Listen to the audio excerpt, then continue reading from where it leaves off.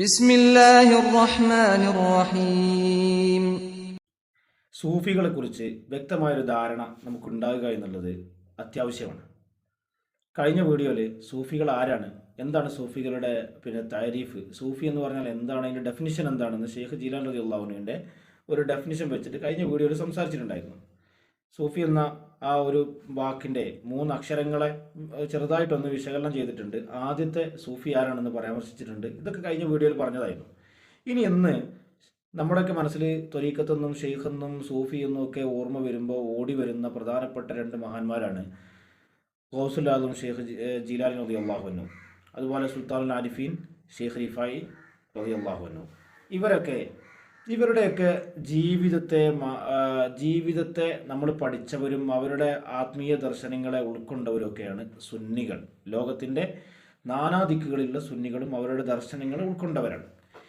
ഷെയ്ഖ് ജീലാനി റളിയല്ലാഹു അൻഹുവിൻ്റെ ആശയങ്ങളെയും അവർ കാണിച്ച കറാമത്തുകളെയും ഒക്കെ സമൂഹത്തിൽ കൊണ്ടുവന്ന മഹാന്മാരെയും നമുക്കറിയാം. എന്നാൽ ചില പ്രത്യേക കാലഘട്ടങ്ങളിൽ ഞങ്ങൾ ഖാദിരിയ ത്വരീഖത്തുകാരാണ്, ഞങ്ങൾ ഷെയ്ഖ് ജീലാനി റളിയല്ലാഹു അൻഹുവിൻ്റെ പിന്മുറക്കാരാണ്, ഞങ്ങൾ ഷെയ്ഖന്മാരാണ്, അല്ലെങ്കിൽ ഞങ്ങൾക്ക് ഇങ്ങനെയൊക്കെ ആകാൻ പറ്റും, അല്ലെങ്കിൽ ഞങ്ങൾ സൂഫികളാണ് എന്നൊക്കെ പറഞ്ഞ് ഒരു വിഭാഗം കള്ളന്മാർ ഇറങ്ങിയിട്ടുണ്ടായിരുന്നു. എല്ലാ കാലഘട്ടത്തിലും അങ്ങനത്തെ ഓരോ വിഭാഗങ്ങൾ ഉണ്ടാകും. ഇക്കാലഘട്ടത്തിലും അങ്ങനത്തെ ചില വിഭാഗങ്ങൾ ഇറങ്ങിയിട്ടുണ്ട്. നമ്മൾ സൂഫികൾ എന്ന് പറയുന്നവർ സൂഫി ആയിട്ട് വാദിച്ച് വന്ന് സൂഫി ഇസ്ലാമിക് ബോർഡ് എന്ന് അമ്പംകുന്നിൽ ഒരു എന്താ പറയുക, എന്തെങ്കിലും പറയാം, ഒരു കച്ചവടം തുടങ്ങിയെന്ന് പറയാം. അതുപോലത്തെ ഒരു വിഭാഗം അവർക്ക് സൂഫി എന്താണെന്നുള്ളതിന് മനസ്സിലാക്കുന്നുണ്ട്. അവർക്ക് എല്ലാവരും സൂഫികളാണ്. സർവ്വമത സത്യവാദത്തെ ഉൾക്കൊണ്ട് ജീവിക്കുന്നവരാണ് അവർക്ക് ഇസ്ലാമുമായിട്ട് യാതൊരു ബന്ധമില്ല. പേരിലൊരു ബന്ധമുണ്ടെന്നല്ലാതെ സൂഫി ഇസ്ലാമിക് ബോർഡ് എന്ന് പറയുമ്പോൾ പേര് കൊടുത്തൊരു ഇസ്ലാമിക് കൂടി എന്നല്ലാതെ അവരുടെ ആദർശവുമായിട്ട് ഇസ്ലാമിന് യാതൊരു ബന്ധമില്ല. ഈ സൂഫികളെ കുറിച്ച് സംസാരിക്കുന്ന സമയത്ത് ഷെയ്ഖ് ജീലാനി റളിയല്ലാഹു അൻഹുവിൻ്റെ സിറുൽ അസ്റാർ എന്ന് പറയുന്ന ഒരു കിതാബുണ്ട്. ആ കിതാബിൽ 12 വിഭാഗം സൂഫികളെ കുറിച്ച് പരാമർശിക്കുന്നുണ്ട്. വെള്ളയൂർ ഉസ്താദിൻ്റെ ഇസ്ലാമിക വിശ്വാസകോശം എന്ന് പറയുന്ന കിതാബിൽ അതിൻ്റെ 1-ാമത്തെ വാള്യത്തിൽ 548-ാമത്തെ പേജിൽ കള്ള സൂഫികളെ കുറിച്ച് പറഞ്ഞു തുടങ്ങുന്നുണ്ട്. ജീലാനി റളിയല്ലാഹു അൻഹു 12 വിഭാഗം സൂഫികളെ കുറിച്ച് പരാമർശിച്ചത് അതിൽ വ്യക്തമായി കൊടുത്തിട്ടുണ്ട്. അതിൽ 1-ാമത്തത് സുന്നികളായ സൂഫികളാണ്. അവർക്ക് ശരീഅത്തിന് വിരുദ്ധമായിട്ട് അവരൊന്നും ചെയ്യില്ല. അവരെ മാറ്റി നിർത്തിയാൽ 11 വിഭാഗം കള്ളന്മാരെ കുറിച്ച് ഷെയ്ഖ് ജീലാനി റളിയല്ലാഹു അൻഹു പരാമർശിച്ചു തരുന്നുണ്ട്. 12 വിഭാഗങ്ങളിൽ 1-ാമത്തെ വിഭാഗം കലൂലിയത്ത് എന്ന് പറയുന്ന വിഭാഗമായിട്ടാണ് ഉസ്താദ് രേഖപ്പെടുത്തുന്നത്. 1-ാമത്തെ വിഭാഗം അത് ഷെയ്ഖ് ജീലാനി റളിയല്ലാഹു അൻഹു അവിടുത്തെ കിതാബിൽ 1-ാമതായിട്ട് രേഖപ്പെടുത്തിയതായിരിക്കാം.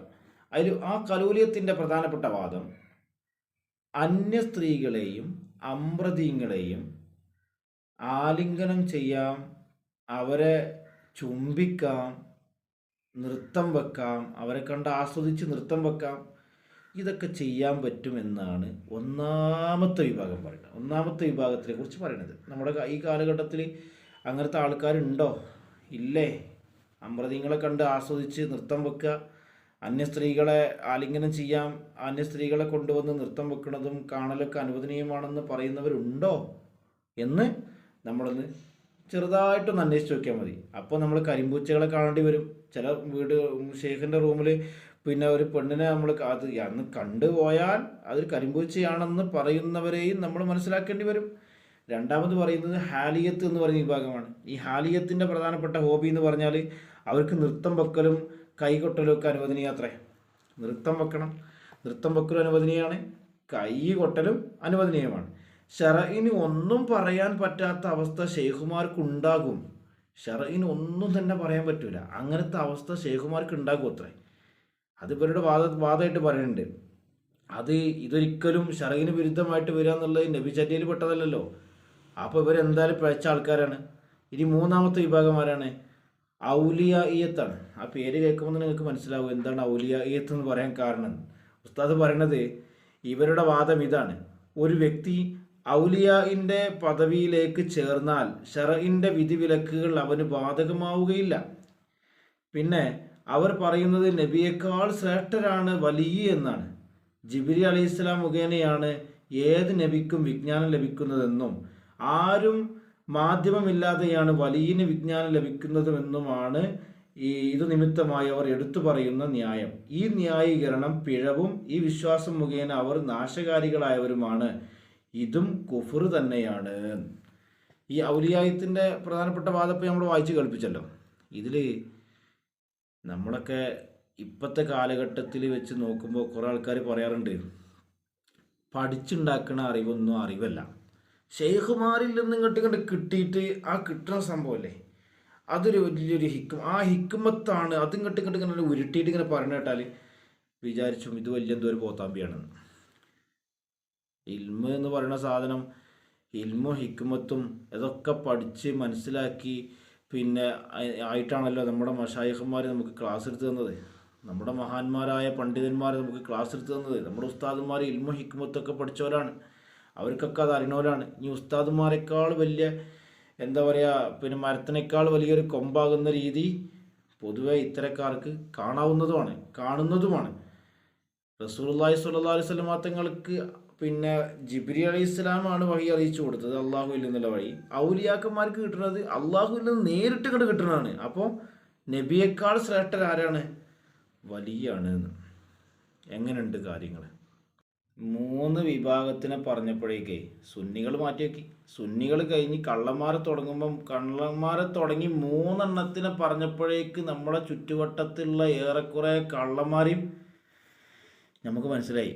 കുറേ പുതപ്പ് പൊട്ടി വീണ്, അയൽ പൊട്ടി വീണ്, തലയെ കവുത്തി പുതപ്പൊക്കെ പാടെ വലിച്ചു കൂട്ടി സ്റ്റേജിൽ കയറി വന്ന് തെക്ബീറും റളിയല്ലാഹു അൻഹും കുറേ മഹാനായിട്ട് ഇങ്ങനെ അഭിനയിച്ചിട്ടും പിന്നെന്താ പറയുക, അങ്ങോട്ട് മേലെ കണ്ട് ഉടുമ്പിച്ചിട്ട് ഇങ്ങോട്ട് നിൽക്കുമ്പോൾ ജനങ്ങളൊക്കെ ഇങ്ങോട്ട് അത് മൊയ്തി ഷേഖിൻ്റെ പിന്നെ അവിടുന്ന് മക്കാമെന്ന് ഇങ്ങോട്ട് പൊട്ടിപ്പുറപ്പെട്ടതാണെന്ന് പറഞ്ഞ ഒരു കോലത്തേക്ക് എത്തിപ്പെടുകയാണ്.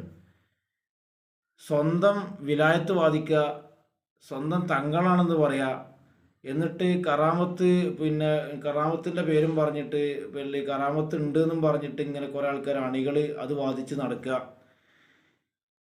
ഇങ്ങനെ തുടങ്ങി കുറേ അലവലാദികൾ. ഇനി ലോകത്ത് എന്തൊക്കെ കാണാൻ പോണു? നമുക്ക് 8 കൂടി പറഞ്ഞാൽ ഏറെക്കുറെ തീരുമാനമാകും. ഷെയ്ഖ് ജീലാനി റളിയല്ലാഹു അൻഹു 12 വിഭാഗങ്ങളെ പറഞ്ഞതിൽ 1 സുന്നികളെ മാറ്റിവെച്ച് ബാക്കി 11 കള്ളന്മാരെ വിശദീകരിക്കുന്നതാണ് വിശ്വാസകോശത്തിൽ ഇങ്ങനെ കാണിച്ചു തരുന്നത്. ഇൻഷാ അല്ലാഹ് അടുത്ത വീഡിയോയിൽ വിശദമായിട്ട് പറയാം. കള്ളന്മാരെ നിങ്ങൾക്ക് തിരിച്ചറിയുന്നുണ്ടെങ്കിൽ, അല്ലെങ്കിൽ നിങ്ങളുടെ ചുറ്റുവട്ടത്തിൽ ഈ പറയപ്പെട്ട വിശേഷണങ്ങളൊക്കെ ഉള്ള ഏതെങ്കിലും വിഭാഗങ്ങൾ നിങ്ങൾ കണ്ടിട്ടുണ്ടെങ്കിൽ നേരെ താഴത്ത് കമൻറ്റിൽ എഴുതിക്കോളി. അപ്പോൾ നമുക്ക് നോക്കാമല്ലോ.